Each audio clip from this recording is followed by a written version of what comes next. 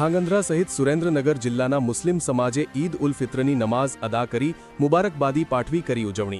ધાંગધ્રા શહેરમાં ઈદગાહ ગ્રાઉન્ડ તથા શહેરની મસ્જિદોમાં સમગ્ર સુરેન્દ્રનગર જિલ્લામાં તેમજ ધાંગધ્રાની આજુબાજુના ગ્રામ્ય વિસ્તારના લોકો મળીને ઈદની નમાઝ અદા કરી હતી।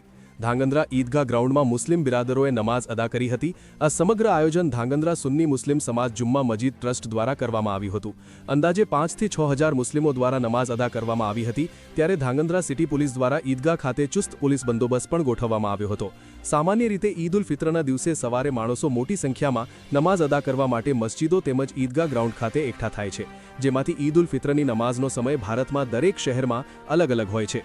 સામાન્ય રીતે ઈદ ઉલ ફિત્રના દિવસે સૂર્યોદય પછી નમાઝ અદા કરવામાં આવે છે, ત્યારે સુરેન્દ્રનગર જિલ્લા સહિત ધાંગધ્રા શહેરમાં ઈદગાહ ગ્રાઉન્ડ ખાતે મુસ્લિમ સમાજ દ્વારા નમાઝ અદા કરવામાં આવી હતી। રિપોર્ટર સિકંદર ભટ્ટી, સુરેન્દ્રનગર। તમામ દેશવાસીઓને આજે ઈદ ઉલ ફિત્રની ઈદ મુબારકબાદી પાઠવું છું।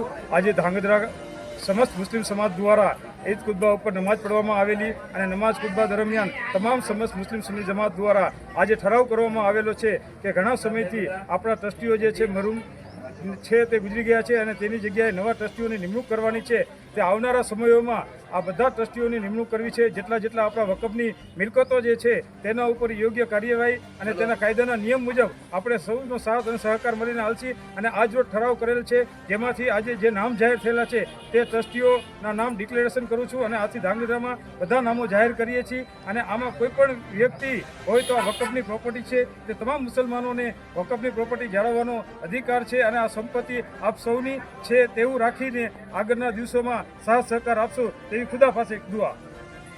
સામાજિક કાર્યકર્તા આજ રોજ અમારો ઈદનો તહેવાર ધામધૂમથી ઉજવવામાં આવી રહ્યો છે।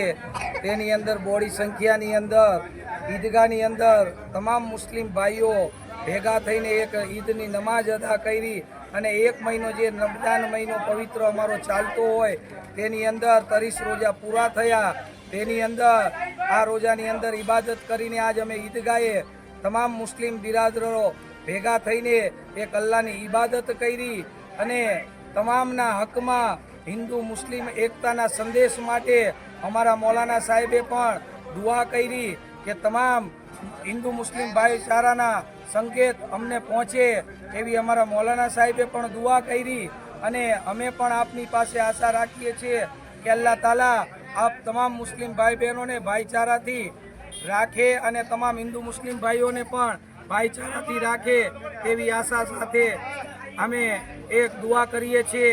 અસ્સલામુ અલૈકુમ।